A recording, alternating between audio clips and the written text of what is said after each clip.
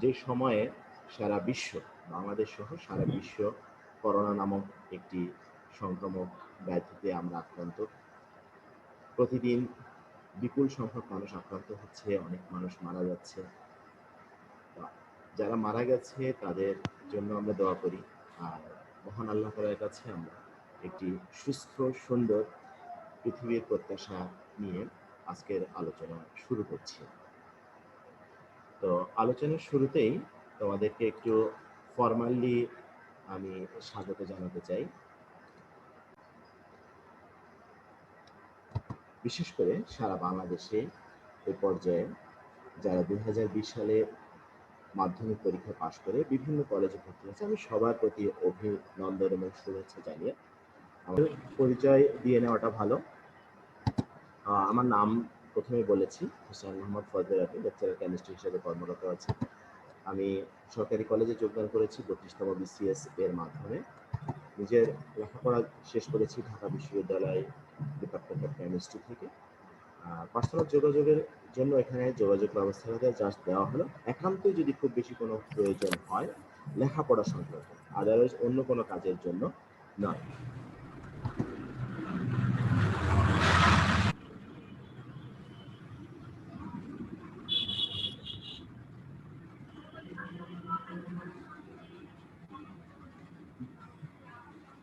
এখন আমরা এখানে একটা ছবি দেখতে পাচ্ছি।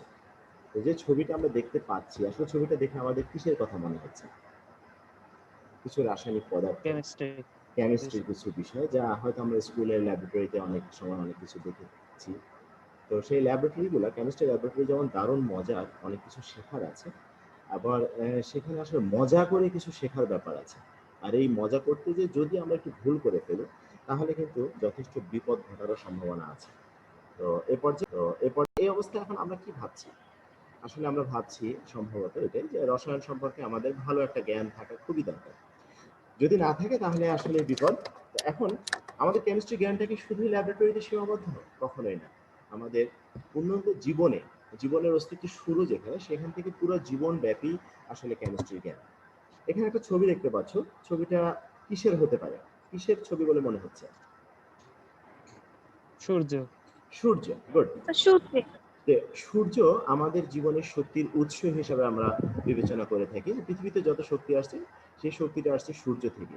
এই শক্তিটা কিভাবে জেনারেট হচ্ছে বা কিভাবে আসছে সেই বিষয়টাও কিন্তু পুরোপুরি কেমিস্ট্রির সাথে রিলেটেড। তো আমরা সেই সম্পর্কে একটা ভিডিও দেখি, আশা করি আমাদের ভালো লাগবে।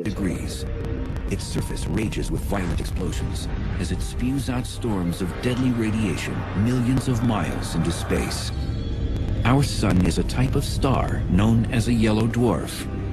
Yellow because of the color of its surface, and dwarf because it's small for a star. But small is relative. Within its boundaries, you could fit 1 million Earths. Our star is an enormous source of heat and energy.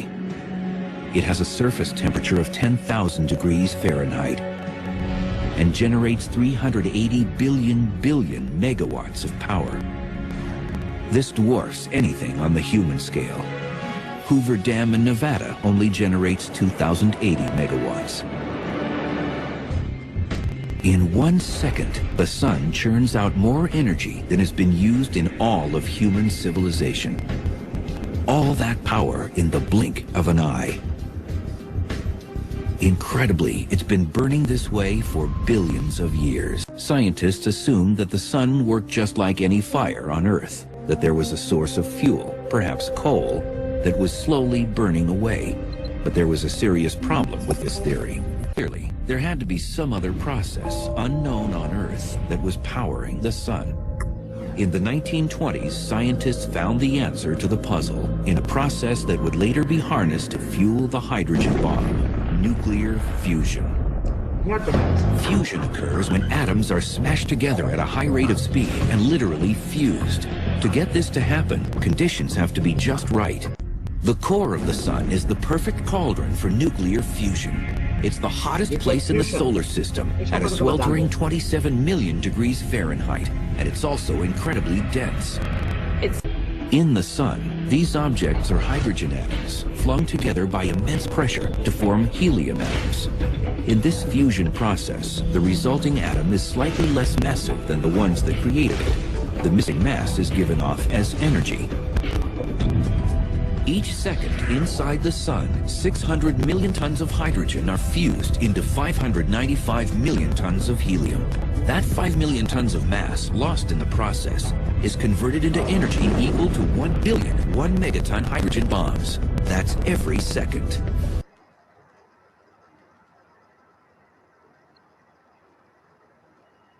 তাহলে আমরা সূর্যের শক্তি সম্পর্কে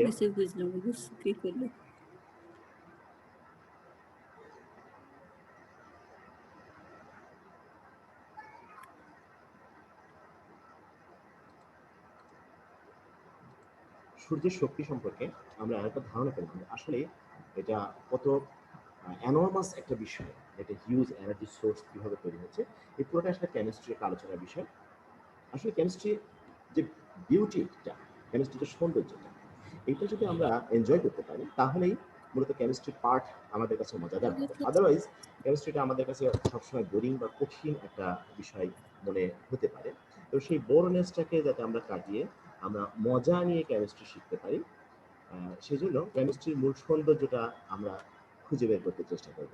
এখন আমরা রসায়ন শিখবো। আচ্ছা, রসায়ন শব্দটার অর্থ কি? আমরা তো মাধ্যমিক শ্রেণীতে রসায়ন পড়েছি। রসায়ন শব্দটা নিয়ে যদি আমরা কথা বলি, বিভিন্ন রকম শব্দ আমরা পেতে পারি। ইংলিশে এটা ট্রান্সলেট করলে হয় কেমিস্ট্রি। তো কেমিস্ট্রিকে আমরা বলতে পারি দ্য মিস্ট্রি অফ কেমিক্যালস, অর্থাৎ সমস্ত রাসায়নিক পদার্থের রহস্য উদ্ঘাটন করাটা কেমিস্ট্রির একটা মুখ্য বিষয়। আবার রসায়ন শব্দটাকে যদি একটু মজা করে বলি তাহলে লিখতে পারি রস আস্বাদন করা বা রস আনা, এটাই হচ্ছে রসায়ন শাস্ত্রের মূল বিষয়। কেমিস্ট্রি শব্দটাকে যদি আলাদা আলাদাভাবে ভাগ করে লেখো তাহলে এটাই মানুষের জীবনের সর্বোচ্চ চেষ্টা, কেমিস্ট্রি যে ট্রাই। ফর্মালি যদি আমরা বলি তাহলে কেমিস্ট্রিকে বলতে পারি এটা মৌল সমূহের আলোচনা, সায়েন্স অফ এলিমেন্টস, এটাকে আমরা বলতে পারি কেমিস্ট্রি। আর কেমিস্ট্রি হচ্ছে বিজ্ঞানের এমন একটা বিষয় যেখানে বিভিন্ন বস্তুর গঠন, বৈশিষ্ট্য এই সম্পর্কে অনুসন্ধান করা হয় এবং মানব কল্যাণে সেটা কিভাবে কাজে লাগানো যায় সেই বিষয়টি নিয়ে আমরা আলোচনা করে থাকি। এটা হচ্ছে ফর্মালি রসায়ন শাস্ত্রের ধারণা। এখন রসায়ন শাস্ত্রকে আলোচনার সুবিধার জন্য কতগুলো ভাগে ভাগ করে নিয়ে আমরা সহজেই রসায়ন পাঠ করতে পারি। মূল ভাগগুলো হচ্ছে ভৌত রসায়ন, জৈব রসায়ন, অজৈব রসায়ন, বিশ্লেষণীয় রসায়ন এবং জীব রসায়ন। এই বিষয়গুলো সম্পর্কে আমরা পার্ট বাই পার্ট বিভিন্ন সময় আলোচনা করব। তো আজকে তোমাদেরকে আমি বিশ্লেষণীয় রসায়ন সম্পর্কে একটু ধারণা দেওয়ার চেষ্টা করব। বিশ্লেষণীয় রসায়নের মূল আলোচ্য বিষয় হচ্ছে বস্তুর উপাদান ও গঠন পর্যালোচনা করা। অর্থাৎ রসায়নের যে মূল বিষয়টা আমরা যেটা বললাম যে কোন একটা বস্তু সেটা কি দিয়ে গঠিত, কিভাবে গঠিত এবং সেই গঠনটা আমাদের কি কাজে লাগছে সেই বিষয়গুলো। তো প্র্যাকটিক্যালি আমাদের দৈনন্দিন জীবনে কি কাজে লাগে সেটার জন্য একটা গুরুত্বপূর্ণ বিষয় হচ্ছে বিশেষ করে খাদ্য শিল্প সহ অন্যান্য শিল্প অঞ্চলে বিশ্লেষণীয় রসায়নটা খুব গুরুত্বের সাথে ব্যবহৃত হয়ে থাকে। এখন বিশ্লেষণীয় রসায়নের মধ্যে মূল আলোচ্য বিষয়গুলো কি কি? এখন বিশ্লেষণীয় রসায়নের ক্ষেত্রে আমরা যে বিষয়গুলোর উত্তর খুঁজে পাবো সেটা হচ্ছে কোনো নমুনা বা বস্তু সম্পর্কে কি প্রশ্নের উত্তর খুঁজে পাবো, যেটা আসলে কি। দ্বিতীয়ত এটা কিভাবে, তৃতীয়ত এটা কতটুকু। এই তিনটি প্রশ্নের উত্তর খুঁজতে গিয়ে যে প্রযুক্তি এবং কৌশলগুলোকে ব্যবহার করা হবে সেটা হচ্ছে বিশ্লেষণীয় রসায়ন। তাহলে এই বিষয়টাকে আমরা যদি একটা সামারি করে দিতে পারি, তাহলে সামারি করে আমরা এটাকে লিখতে পারি যে কোনো নমুনাকে নিয়ে কিছু গবেষণা, যে গবেষণার মধ্যে কি কি থাকবে, পৃথকীকরণ, শনাক্তকরণ এবং পরিমাপকরণ। এই তিনটি বিষয়কে উদ্দেশ্য করে বিভিন্ন তাত্ত্বিক এবং ব্যবহারিক পদ্ধতি এবং যন্ত্রের ব্যবহার, এতৎ সম্পর্কিত অধ্যয়ন এবং গবেষণা, সেই বিষয়টাকে আমরা বলতে পারি বিশ্লেষণীয় রসায়নের মূল অংশ। এখন তাহলে বিশ্লেষণীয় রসায়নকে যদি আমরা একটু ভাগ করে নিয়ে আলোচনা করি তাহলে আমাদের জন্য সহজ হবে। একটা হচ্ছে গুণগত বিশ্লেষণ, যেটাকে আমরা বলি কোয়ালিটেটিভ অ্যানালাইসিস, আরেকটা হচ্ছে পরিমাণগত বিশ্লেষণ, যেটাকে আমরা বলি কোয়ান্টিটেটিভ অ্যানালাইসিস। আমাদের রসায়ন উচ্চ মাধ্যমিকে দুই পত্রে ভাগ করা হয়েছে, রসায়ন প্রথম পত্র এবং রসায়ন দ্বিতীয় পত্র। প্রথম পত্রের দ্বিতীয় অধ্যায় তোমাদের কাছে যদি বই থাকে তোমরা একটু দেখে নিতে পারো। এই অধ্যায়টির নামই হচ্ছে গুণগত রসায়ন। এখানে মূলত গুণগত বিশ্লেষণ নিয়ে আমরা কথা বলব। আর দ্বিতীয় পত্রের তৃতীয় অধ্যায় থাকবে পরিমাণগত বিশ্লেষণ, যেখানে পরিমাণগত রসায়ন নামে একটা অধ্যায় থাকবে, সেখানে পরিমাণগত বিষয় নিয়ে আমরা কথা বলবো বা আলোচনা করবো ইনশাআল্লাহ।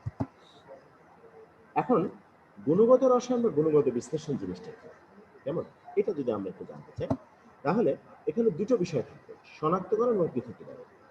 এখানে একটা জিনিস বলছি, একটা যে কোনো জিনিস নিয়ে যদি আমরা কথা বলি, ফর এক্সাম্পল এটা একটা উপাদান আমার হাতে আছে, বর্তমানে করোনা সংকটের কারণে এই বিষয়গুলো আমরা খুব ব্যবহার করছি জীবাণুনাশক হিসেবে। তাহলে একজন রসায়নের স্টুডেন্ট হিসাবে আমরা এখানে দুটো জিনিস চিন্তা করতে পারি।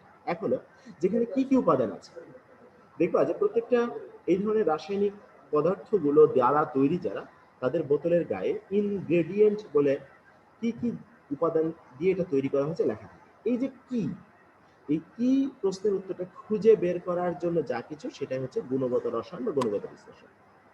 এখন যে উপাদানগুলো এখানে আছে, সেই উপাদানগুলো কোনটা কি পরিমাণে আছে, সেই বিষয়টাকে নিয়ে যে গবেষণা বা বিশ্লেষণ, সেটাকে আমরা বলি পরিমাণগত বিশ্লেষণ। তাহলে গুণগত বিশ্লেষণের জন্য প্রথম কাজ হচ্ছে শনাক্ত করতে হবে যে কি আছে, অতঃপর যা যা আমরা পেলাম সেগুলোকে পৃথক করে নিয়ে আমাদেরকে অ্যানালাইসিস করতে হবে। তাহলে ক্ষেত্রে দুটো গুরুত্বপূর্ণ বিষয়, শনাক্তকরণ আর পৃথকীকরণ। এখন শনাক্তকরণের ক্ষেত্রে আমরা উচ্চ মাধ্যমিক শ্রেণীর জন্য দুটো পদ্ধতি আমরা শিখবো, একটা শিক্ষা পরীক্ষা আর একটা হচ্ছে অধঃক্ষেপণ পরীক্ষা। আর পৃথকীকরণের ক্ষেত্রে কতগুলো পদ্ধতির সাথে আমাদের পরিচয় ঘটবে, যেমন কেরাসন, পাতন, ক্রোমাটোগ্রাফি ইত্যাদি বিষয় সম্পর্কে আমরা ধারণা অর্জন করবো ইনশাআল্লাহ। তাহলে গুণগত বিশ্লেষণটাকে আমরা যদি কনসাইজ করে ডেফিনিশন দিতে চাই, তাহলে আমরা লিখতে পারি কোনো নমুনাকে বিশ্লেষণ করে তার রাসায়নিক সংযুক্তি জানা। সংযুক্তি মানে কি কি উপাদান দিয়ে জিনিসটা তৈরি করা হয়েছে সেই বিষয়টা জানা এবং সেগুলোকে পৃথক করা। এই জন্য যে কৌশল বা প্রযুক্তির ব্যবহার, সেটা হচ্ছে গুণগত বিশ্লেষণের মূল অংশ।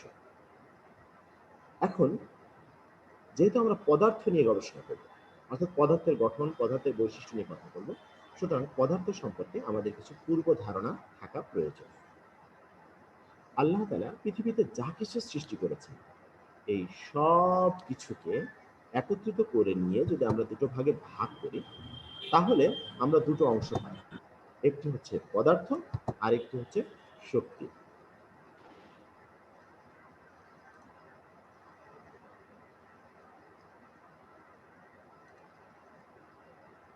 এখন আমরা মূলত পদার্থ নিয়ে যেহেতু এই চ্যাপ্টারে কথা বলবো, তাহলে পদার্থকে আবার দুটো ধারণার উপরে, এটা একেবারে প্রাচীন ধারণা নিয়ে যদি আমরা কথা বলি, তাহলে পদার্থ সম্পর্কে দুটি ধারণা আমাদের সামনে আছে। কারো কারো মতে পদার্থ হচ্ছে নিরবিচ্ছিন্ন, কন্টিনিউয়াস একটা সিস্টেম। আবার কারো কারো মতে পদার্থ কিছু বিচ্ছিন্ন কণা দ্বারা গঠিত, বিচ্ছিন্ন কিছু কণার সমন্বয়ে পদার্থটি গঠিত হয়েছে। এখন পদার্থ কি বা পদার্থ কাকে বলে, সেটা নিয়ে তোমাদের সবারই ধারণা আছে। আমি যদি কোনো একজন স্টুডেন্টকে একটু জিজ্ঞাসা করি, মোহাম্মদ নাইমুর রহমান, পদার্থ কি বা কাকে বলে, প্লিজ আনসার। মোহাম্মদ নাইমুর রহমান। যার ভর আছে এবং পরিমাপ করা যায় তাকে পদার্থ বলে। যার ভর আছে এবং ভরটাকে পরিমাপ করা যায়। ওকে, থ্যাংক ইউ নাইমুর রহমান। তো এটা একটা গুরুত্বপূর্ণ বৈশিষ্ট্য হচ্ছে যার ভর আছে। তো এখানে আরো তিনটি গুরুত্বপূর্ণ তথ্য আমি তোমাদেরকে দিতে চাই। ভর আছে, স্থান দখল করে এবং বল প্রয়োগ করলে বলের বিরুদ্ধে বাধা সৃষ্টি করে। এই তিনটি বৈশিষ্ট্য যার মধ্যে আছে তাকে আমরা পদার্থ বলি। যার ভর আছে, যা স্থান দখল করে এবং বল প্রয়োগ করলে বলের বিরুদ্ধে বাধা সৃষ্টি করে, তাকে আমরা পদার্থ বলতে পারি। ফাইন। এখন পদার্থর এই যে দুটো ধারণা, কারোর মধ্যে নিরবিচ্ছিন্ন, কারোর মধ্যে বিচ্ছিন্ন কণা দ্বারা গঠিত। আমরা যদি বিচ্ছিন্ন কণার ধারণাটাকে অ্যাকসেপ্ট করি যে হ্যাঁ এটা কণা দ্বারা গঠিত, তাহলে কণাগুলো কিভাবে গঠিত হচ্ছে এবং সেই গঠনের উপর ভিত্তি করে পদার্থের কি অবস্থা হচ্ছে সেটা সম্পর্কে আমরা একটু জানি। এবং এই ধারণাটি আমাদেরকে প্রথম কে দিয়েছিলেন, এখানে একটা অঙ্কিত ছবি তোমরা দেখতে পাচ্ছ। হ্যাঁ, এটা এমন এক সময়ের ছবি যে সময় মানুষের কাছে ক্যামেরা নামক কোনো যন্ত্র ছিল না। খ্রিস্টপূর্ব 500 অব্দ বা তারও পূর্বে একজন গ্রিক দার্শনিক ডেমোক্রিটাস, উনি প্রথম এই ধারণা দিয়েছিলেন যে প্রত্যেক পদার্থ অসংখ্য ক্ষুদ্র কণা দ্বারা গঠিত, যে কণাকে আর ভাঙা যায় না। গ্রিক ভাষায় ডেমোক্রিটাস যেটাকে বলেছেন অ্যাটমস, ইংরেজিতে সেটা শব্দটাকে নিয়ে আসা হয়েছে অ্যাটম, বা আমরা বাংলায় সেটাকে বলি পরমাণু। এই পরমাণু শব্দটির অর্থই ছিল যাকে আর ভাঙা যায় না, যেটা ইনডিভাইজেবল, অবিভাজ্য। এই ধারণাটি দিয়েছিলেন ডেমোক্রিটাস। কিন্তু সেই সময়ে সারা পৃথিবীব্যাপী পৃথিবীর সমস্ত মানুষ একজন ব্যক্তির কথাকে খুব বেশি গ্রহণ করেছিল, তিনি হচ্ছেন অ্যারিস্টটল। অ্যারিস্টটল বললেন যে না, পদার্থ নিরবিচ্ছিন্ন, এটা কন্টিনিউয়াস সিস্টেম, একক স্বাধীন বৈশিষ্ট্য সম্পন্ন এরকম কোনো কণার অস্তিত্ব বা এরকম কোনো কণার ধারণা সেখানে নেই। এবং অ্যারিস্টটল একটা মজার ধারণা পোষণ করতেন, একেবারে সেই প্রাচীন রহস্য ঘেরা মতবাদ। উনি চারটা বিষয়কে মৌলিক মনে করতেন। কি কি? পৃথিবী, আগুন, পানি, বাতাস। এই চারটা জিনিসের সমন্বয়ে সবকিছু তৈরি, এরকম একটা ধারণা অ্যারিস্টটল পোষণ করতেন। এবং সেই ধারণাটাই গ্রিক সহ সারা বিশ্বের মানুষের কাছে গ্রহণ হয়ে গিয়েছিল সেই মুহূর্তে। অর্থাৎ ডেমোক্রিটাসের কথা সঠিক হওয়া সত্ত্বেও পৃথিবীবাসী ডেমোক্রিটাসের কথাকে গ্রহণ করতে পারে নাই, যদিও আজকে আধুনিক বিজ্ঞানে এসে আমরা জানি ডেমোক্রিটাসের কথাটাই সঠিক। এখানে তোমরা তিনটা চিত্র দেখতে পাচ্ছ। প্রথম চিত্রটা যদি একটু খেয়াল করো, দেখো এক্ষেত্রে কণাগুলো স্থির অবস্থায় আছে কিন্তু একটু কাঁপছে। দ্বিতীয় চিত্র যেটা নীল রঙে দেখানো হচ্ছে, এখানে একটু খেয়াল করো, এই কণাগুলো চলাচল করছে, ঘোরাঘুরি করছে এবং ঢেলে দিলে সেখানে প্রবাহিত হচ্ছে, প্রবাহ ধর্ম আছে। আর তৃতীয় চিত্রে আমরা যেটা দেখছি যে কণাগুলো একেবারে স্বাধীনভাবে ছুটোছুটি করে বেড়াচ্ছে, তাদের কোনো নিয়ন্ত্রণ নেই। এই তিনটি পদার্থের কণার যে এই যে পার্থক্যগুলো, এই পার্থক্যের উপর ভিত্তি করে পদার্থকে আমরা তিনটা অবস্থার মধ্যে ভাগ করি। প্রথম হচ্ছে কঠিন অবস্থা, দ্বিতীয় হচ্ছে তরল অবস্থা, এবং তৃতীয় যেটা দেখাচ্ছি সেটা হচ্ছে গ্যাসীয় অবস্থা। এবং এই তিনটে বিষয় মূলত নির্ভর করে কণার গঠন এবং কণার গতিশক্তির উপর। তাহলে কণার গতিশক্তি সম্পর্কে আমাদের একটা ধারণা থাকা প্রয়োজন। আমরা একটু কণার গতিশক্তির সাথে পদার্থের অবস্থার সম্পর্কটাকে দেখে আসার চেষ্টা করি। কিভাবে হচ্ছে?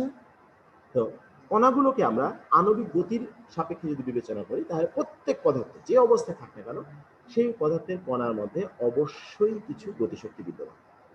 সেই গতির ডাইমেনশনগুলো কেমন?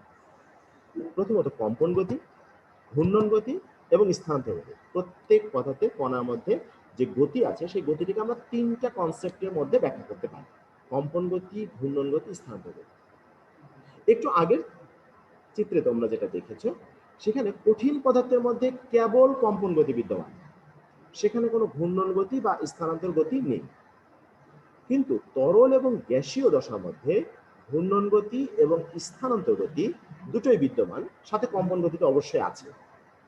তার মানে তরল এবং গ্যাসীয় দশার জন্য কম্পন, ঘূর্ণন, স্থানান্তর তিনটাই বিদ্যমান।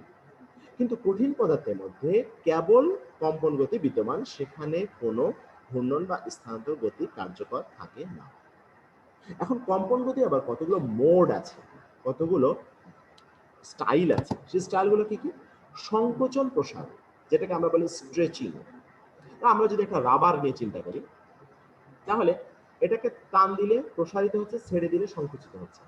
এই বিষয়টা অণুর মধ্যে ঘটে থাকে, অণুর মধ্যে এই বিষয়টা এরকম ঘটে থাকে। এই বিষয়টাকে বলা হচ্ছে স্ট্রেচিং বা সংকোচন, প্রসার। দ্বিতীয়ত যেটাকে বলা হচ্ছে নমন, বা এটাকে আমরা ইংলিশে বলতে পারি বেন্ডিং, মানে এরকম বেঁকে যাওয়া আবার বেঁকে যাওয়া, এই বিষয়টাকে বলা হয় নমন। আর এটা হচ্ছে মোচড়ানো, যেটাকে ইংলিশে আমরা বলি টুইস্টিং। তো কমপক্ষে তিনটি পরমাণু যুক্ত সমযোজী বন্ধন যেখানে তৈরি হয়, যে সমস্ত বস্তুর গঠনের মধ্যে সমযোজী অণু তৈরি হয়, এবং সেই সমযোজী অণুতে কমপক্ষে তিনটি বা তার চেয়ে বেশি সংখ্যক পরমাণু যদি যুক্ত থাকে, তাহলে সেখানে একটা মোচড়ের তৈরি হয়। কেমন? আমার হাতটা দিয়ে যদি আমি তোমাদেরকে দেখাই, দুটো আঙুলের মাথাকে দুটো পরমাণু চিন্তা করো, আর দুটো আঙুলের সংযোগস্থান আরেকটি পরমাণু চিন্তা করো। তাহলে মাঝখানের পরমাণুটাকে স্থির রেখে নিচের দুটো পরমাণুটাকে ধরে যদি আমি এভাবে ঘোরাই, তাহলে এখানে একটা মোচড়ের তৈরি হচ্ছে। এই বিষয়টা অণুর মধ্যে ঘটে থাকে।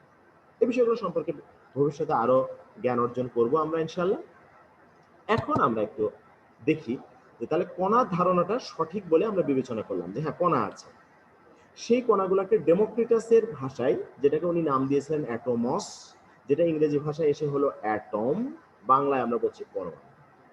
এখন সেই পরমাণু সম্পর্কে আবার বিভিন্ন গবেষকগণ গবেষণা করেছেন এবং পরমাণু সম্পর্কে কিছু ধারণা দিয়েছেন। এখানে একজন বিজ্ঞানীর ছবি আমরা দেখতে পাচ্ছি। উনি কে? আধুনিক রসায়নের জনক বলা হয় ওনাকে John Dalton. John Dalton, you're right, John Dalton, যাকে আধুনিক রসায়নের জনক বলা হয়। তো সেই খ্রিস্টপূর্ব 500 অব্দের দিকে ডেমোক্রিটাস যে কথাগুলো বলে গিয়েছিলেন, অ্যারিস্টটলের কথার কারণে যে কথাগুলো হারিয়ে গিয়েছিল, 1803 সালে এসে জন ডাল্টন সেই কথাগুলোকে আবার সামনে নিয়ে আসলেন। উনি আবার এই বিষয়টাকে হাইলাইট করলেন যে হ্যাঁ, প্রত্যেক পদার্থের অসংখ্য ক্ষুদ্র কণা দ্বারা গঠিত, যার নাম দিলেন উনি পরমাণু। কিন্তু ডাল্টনের বক্তব্য ছিল এই পরমাণুকে আর ভাঙা যায় না। এটা ছিল ডাল্টনের একটা বড় ফোকাস পয়েন্ট, যে পরমাণুকে আর ভাঙা যায় না। এই কথাটা একটু মাথায় রেখো, এটা নিয়ে আমি সামনে আরেকটু কথা বলবো। দ্বিতীয় বক্তব্য ছিল একই মৌলের সকল পরমাণু ধর্ম এবং ভর একই। তার মানে আমার হাতে যদি একটা লোহার টুকরা থাকে, এর মধ্যে যতগুলো আয়রন পরমাণু আছে প্রত্যেকটা পরমাণুর ম্যাস বা ভর সমান এবং প্রত্যেকটা পরমাণুর ধর্ম বা প্রপার্টি একই, কোনো পার্থক্য নেই। থার্ড যেটা বলেছেন, ভিন্ন ভিন্ন মৌলের পরমাণুর ধর্ম এবং ভর ভিন্ন। তার মানে আমি যদি দুটো আলাদা আলাদা পদার্থ নিয়ে কথা বলি, তাহলে এই দুটো পদার্থের পরমাণুর ভর অবশ্যই ভিন্ন হতে হবে, তাদের ধর্ম ভিন্ন হতে হবে, অ্যাকর্ডিং টু জন ডাল্টন। চতুর্থ বক্তব্য ছিল পরমাণুকে সৃষ্টি বা ধ্বংস করা যায় না। আল্লাহ তাআলা প্রথমে যে কয়টি পরমাণু বানিয়ে দিয়েছেন সেই কয়টি পরমাণু নিয়ে শুধু তাদের মধ্যে সংযোগ প্রকৃতির পরিবর্তন করে ভিন্ন ভিন্ন বস্তুকে তৈরি করা।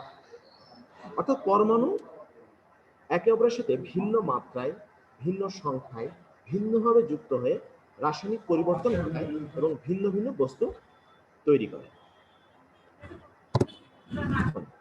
এই ডাল্টনের বক্তব্যের সাথে আমাদের কিছু আপত্তি আছে। আধুনিক রসায়নে এসে আমরা দেখছি যে না, ডাল্টন যে কথাগুলো বলে গিয়েছেন তার সবগুলো কথা সঠিক নয়। আমরা যদি একটু তুলনা করি, দেখো প্রথম তুলনাটা কি করতে পারি।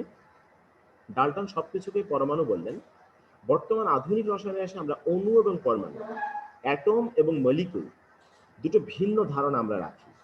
যে আমরা মৌলিক পদার্থের ক্ষুদ্রতম গাঠনিক কণাকে আমরা বলি পরমাণু, আর যৌগিক পদার্থ ওই পদার্থের বৈশিষ্ট্যধারী ক্ষুদ্রতম গাঠনিক অংশকে বলি অণু।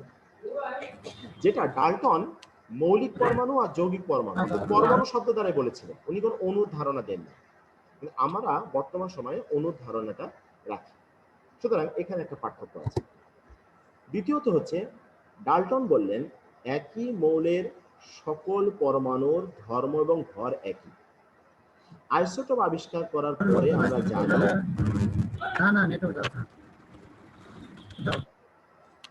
আইসোটোপ আবিষ্কার হওয়ার পর থেকে আমরা জানি যে না,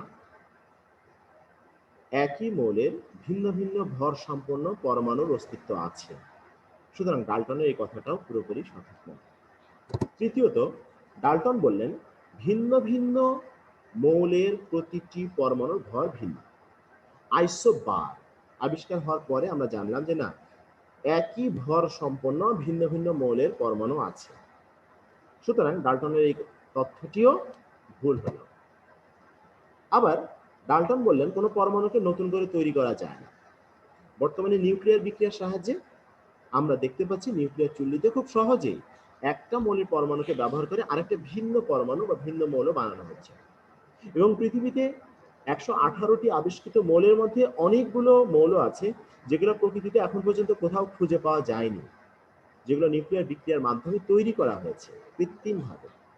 সুতরাং পরমাণুকে তৈরি করা যায়। আর ডাল্টনের সবচেয়ে বড় ফোকাস পয়েন্ট, একটু আগে যেটাকে রিকল করে রাখতে বলেছিলাম, যে ডাল্টনের মেইন ফোকাস পয়েন্ট যেটা ছিল পরমাণুকে আর ভাঙা যায় না, এই জায়গাটায় আধুনিক বিজ্ঞান চূড়ান্ত সফলতা অর্জন করেছে যে অবশ্যই পরমাণুকে ভাঙা যায়। এবং পরমাণুকে ভেঙে আমরা কি পাই? পরমাণুকে ভেঙে আরো ক্ষুদ্র, আরো মৌলিক, ফান্ডামেন্টাল কিছু পার্টিকেল পাই, যেটাকে আমরা বলি মূল কণিকা। মূল কণিকা বলতে কি বোঝায়? কোনো পরমাণুকে ভাঙলে যে কণাগুলো পাওয়া যায়, অর্থাৎ যে কণাগুলো সমন্বয় করে একটি পরমাণুকে তৈরি করা হয় সেই কণাগুলোকে বলা হয় মূল কণিকা। মূল কণিকা কয়েক রকম আছে, 3 রকমের ধারণা আমরা পাই: স্থায়ী মূল কণিকা, অস্থায়ী মূল কণিকা এবং কম্পোজিট কণিকা। যদিও কম্পোজিট কণিকার ধারণাটা একটু ভিন্ন, একেবারে স্থায়ী মূল কণিকার মতো না, তারপরেও এটাকে মূল কণিকার মধ্যেই বিবেচনা করা হয়। তো কম্পোজিট কণিকাটা হচ্ছে এরকম যে একাধিক কণা একত্রিত হয়ে যদি একটি কণার ন্যায় আচরণ করে সেটাকে বলা হয় কম্পোজিট কণিকা। যেমন আলফা কণা, যেখানে 2টি প্রোটন এবং 2টি নিউট্রন, অর্থাৎ 4টি কণা একত্রিত হয়ে একটি কণার মতো আচরণ করে, এই বিষয়টাকে বলা হয় কম্পোজিট কণিকা। আর স্থায়ী অস্থায়ী শব্দ থেকেই তোমরা বুঝতে পারছো স্থায়ী মূল কণিকা মানে কি। প্রত্যেকটা পরমাণুকে ভাঙলে আবশ্যিকভাবে যে কণাটি পাওয়া যাবেই সেটাকে বলা হয় স্থায়ী মূল কণিকা। আর অস্থায়ী মূল কণিকা বলতে কখনো কখনো কোনো কোনো পরমাণু ভাঙলে পাওয়া যাচ্ছে, কখনো কখনো পাওয়া যাচ্ছে না, এরকম মূল কণিকাগুলোকে বলা হয় অস্থায়ী মূল কণিকা। তো স্থায়ী মূল কণিকা আবার আমরা পাই 3 ধরনের: ইলেকট্রন, প্রোটন, নিউট্রন। পৃথিবীতে যত পরমাণু আছে তার মধ্যে হাইড্রোজেনের একটি আইসোটোপ যেটাকে বলা হয় প্রোটিয়াম, এই পরমাণুটার মধ্যে কোনো নিউট্রন নেই, শুধু ইলেকট্রন আর প্রোটন আছে। বাদবাকি পৃথিবীতে যেখানে যত মৌল, যত পরমাণু আছে, প্রত্যেকটা পরমাণুর মধ্যেই এই 3 ধরনের মূল কণিকায় বিদ্যমান ইলেকট্রন, প্রোটন এবং নিউট্রন বিদ্যমান। অস্থায়ী মূল কণিকাগুলো আসলেই অস্থায়ী, যে এই জন্ম হয় এই মারা যায়, এমনও অনেক কণিকার সন্ধান পাওয়া গেছে যাদের জীবনকাল একেবারে মাইক্রোসেকেন্ড বা ন্যানো সেকেন্ড লেভেলে, জন্ম হওয়া মাত্র আবার এটা ধ্বংস হয়ে যাচ্ছে। তো এরকম অস্থায়ী মূল কণিকার সংখ্যা অনেক অনেক পাওয়া গেছে। যদি অল্প কিছু কণিকার নাম আমাদের বইতে লেখা হয়, যেমন মেসন, ডিউটেরন, নিউট্রিনো, পজিট্রন, এরকম কিছু অস্থায়ী মূল কণিকার নাম আমরা জানি, কিন্তু এই কণিকার সংখ্যা অনেক। এখন এই কণাগুলোকে সমন্বয় করে, এই কণাগুলোকে একত্র করে কিভাবে পরমাণুকে তৈরি করা হলো। এখন একটি পরমাণুকে ভেঙে পরমাণুর ভেতরে ঢুকে আমরা তো দেখে আসতে পাচ্ছি না যে পরমাণুটা কিভাবে তৈরি করা হয়েছে। তাহলে বিভিন্ন রকম গবেষণার মাধ্যমে পরমাণুর মধ্যে এই ইলেকট্রন, প্রোটন, নিউট্রন ইত্যাদিকে সমন্বয় করে কিভাবে তৈরি করা হলো সেই বিষয়টা নিয়ে বিভিন্ন গবেষকগণ গবেষণা করেছেন, এবং তাদের যে প্রস্তাবনাগুলো সেই বিষয়গুলোকে বলা হয় পরমাণু মডেল। যে একটা পরমাণু কিভাবে তৈরি হয়েছে, সেখানে কণাগুলো কিভাবে একে অপরের সাথে যুক্ত আছে, এই সম্পর্কে তো আমাদের একাডেমিক কারিকুলামে কয়েকটি মডেলের প্রস্তাবনা আছে, যে প্রস্তাবনাগুলো সম্পর্কে আমরা পরবর্তী ক্লাসে আলোচনা করব। তো তোমাদের সাথে একটু আমাদের রসায়ন বিভাগের যে সমস্ত শিক্ষকগণ ক্লাস দিবেন তাদের পরিচয় তোমরা পাবে। আমরা রসায়ন বিভাগে 7 জন শিক্ষক, বর্তমানে 8 জন শিক্ষক কর্মরত আছে। যদিও আপাতত যেভাবে অনলাইনে ক্লাস শিডিউল তৈরি করা হয়েছে, সকল শিক্ষকের সাথে একই সাথে পরিচয় হবে না, তবে সময়ের সাথে সাথে আমাদের সম্মানিত শিক্ষক মহোদয়গণের সাথে তোমাদের পরিচয় ঘটবে। আমাদের রসায়ন বিভাগের বিভাগীয় প্রধান আছেন প্রফেসর নীলকমল স্যার, সহযোগী অধ্যাপক হিসেবে একজন আছেন আমাদের শ্রদ্ধেয় ডক্টর প্রদীপ কুমার দত্ত স্যার, সহকারী অধ্যাপক হিসেবে আছেন 4 জন, জনাব ASM ফরিদ স্যার, জনাব মোহাম্মদ আশিকুর রহমান স্যার, জনাব শেখ সুলতান মাহমুদ স্যার এবং জনাব মোহাম্মদ হারুনুর রশিদ স্যার। প্রভাষক হিসেবে 2 জন আছি আমরা, জনাব শেখ মোহাম্মদ হাসান তারিক স্যার এবং আমি HM ফজলে রাব্বি। তো বিভিন্ন সময় বিভিন্ন শিক্ষকের ক্লাসগুলো তোমরা পাবে। তো আজকে আমার কেমিস্ট্রি নিয়ে যতটুকু প্রাথমিক ধারণা আমরা পেলাম, দেন সামনের দিনগুলোতে আস্তে আস্তে ক্লাসগুলো আগাবে। তো আজকের ক্লাস যারা একটু মনোযোগ দিয়ে শুনেছো বা খাতায় লিখেছো, তারা কতগুলো বিষয় আবার একটু রিমাইন্ড করে নাও, পুরো ক্লাসের সামারিটা এখানে একটু মাথায় নিয়ে নাও, যে বিষয়গুলো আমরা শিখলাম কিনা, অর্থাৎ আজকের আলোচনার আউটপুটটা আমরা পেলাম কিনা। যদি এই বিষয়গুলো, এখন আমি তোমাদের সামনে যে কথাগুলো প্রশ্নগুলো উত্থাপন করব, যদি এই প্রশ্নগুলোর উত্তর তোমরা প্রত্যেকেই সঠিক পারো, তার মানে তোমরা আজকের ক্লাসটি মনোযোগ দিয়ে শুনেছো বলেই আমি ধরে নিব। প্রথমত রসায়নের মৌলিক ধারণা।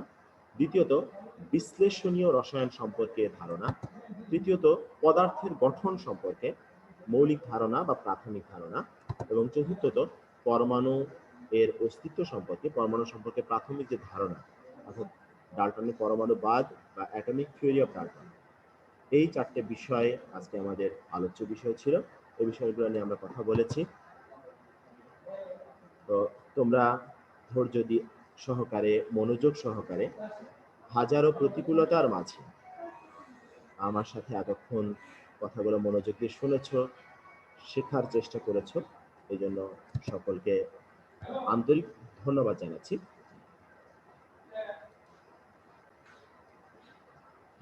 তো ক্লাসের এই পর্যায়ে এখনো কিছুটা সময় আমাদের হাতে আছে।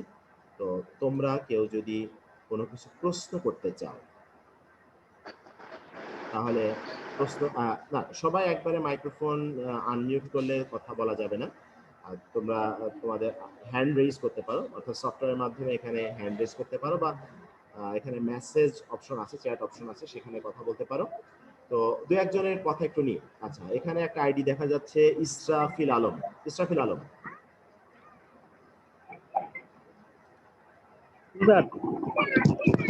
আজকের ক্লাস থেকে তোমার কোনো জিজ্ঞাসা থাকলে কাইন্ডলি বলতে পারো। জি না স্যার। আচ্ছা, ক্লাসের সব বিষয়গুলো কি তুমি বুঝতে পেরেছো? জি স্যার। ওকে, অনেক ধন্যবাদ।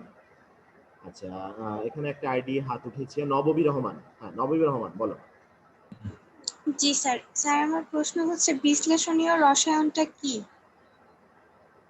আচ্ছা, বিশ্লেষণীয় রসায়ন বলতে আমরা বুঝি যে যে কোনো ভৌত নমুনা বা কোনো পদার্থ নিয়ে সেই নমুনাতে কি উপাদান আছে, উপাদানগুলো একে অপরের সাথে কিভাবে আছে এবং কতটুকু পরিমাণে আছে, এই তিনটা বিষয়কে জানার জন্য যে সমস্ত পদ্ধতি বা প্রযুক্তির ব্যবহার বা আলোচনা বা গবেষণা, এই সব কিছু মিলেই হচ্ছে বিশ্লেষণীয় রসায়ন।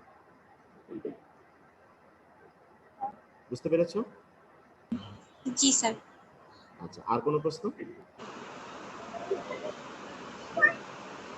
না স্যার। নববী, আচ্ছা, ধন্যবাদ নববী রহমানকে। এখানে একটা আইডি দেখা যাচ্ছে 2006 রোল নাম্বার, বেনজিদ তাসনিম। স্যার, আসসালামু আলাইকুম। ওয়ালাইকুম আসসালাম। আজকে ক্লাসটা কি তুমি পুরোপুরি বুঝতে পেরেছো? জি স্যার। তোমার কোনো